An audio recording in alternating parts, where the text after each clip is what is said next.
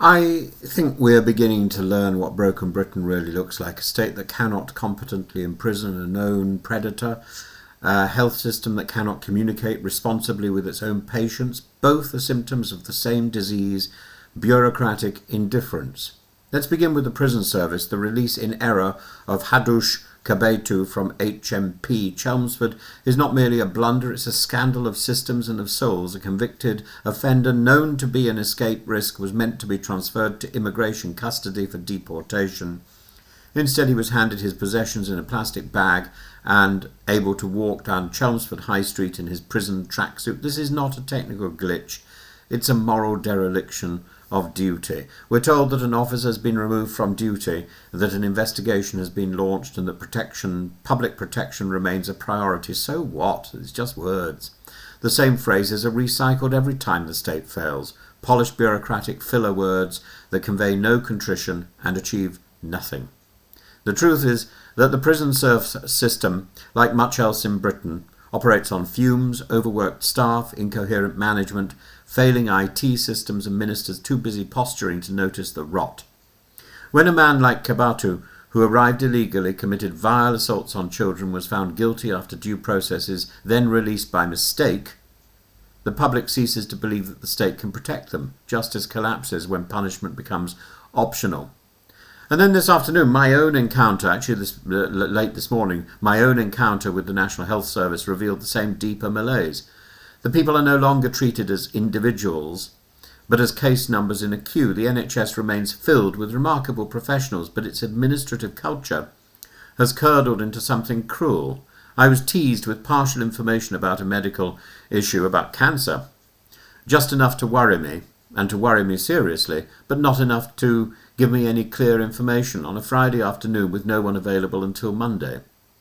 That's not care, that is bureaucratic torment dressed up as procedure. Now, in fact, I was able to chase this up. It took me about 2 hours to chase up. But, and in fact, the news was good. But it's almost as though the system has forgotten that the human mind suffers in anticipation. To leave a patient anxious and uninformed over a weekend is indefensible. I eventually found help, as I say, and clarity through persistence, not because the system worked, but because I fought my way through it. Others less confident or less connected would have spent the weekend in panic. By the time I'd actually got the reassurance I wanted and the information that I should have been given at that first phone call, I was shaking. And it is an astonishing experience. What unites these two stories, the errant prisoner and the callous delay, is not coincidence but character. Modern Britain has become a state where responsibility is diffused until it disappears. I was sent text messages asking me to fill out a questionnaire.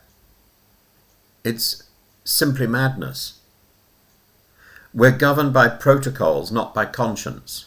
When error occurs, a press statement is issued. When cruelty happens, it's disguised as policy. This is not the Britain of public service that many of us grew up believing in.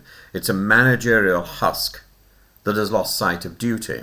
A prison that cannot detain, a health service that cannot reassure or provide information, are emblems of a society that has replaced moral responsibility with administrative process.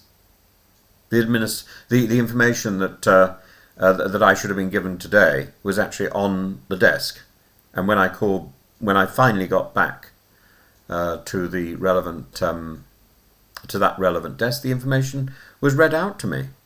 It was there. I have no doubt. I have no doubt that some official will soon apologise for any distress occurred, but until the country rediscovers the idea that the state exists to serve, not to excuse itself, such apologies are meaningless, because we don't feel safe. Britain is not broken because of migrants or money or ideology or even Farage. It's broken because it's forgotten how to care about its citizens, subjects of His Majesty, about its duties, about its responsibility, about its own decency and its own direction.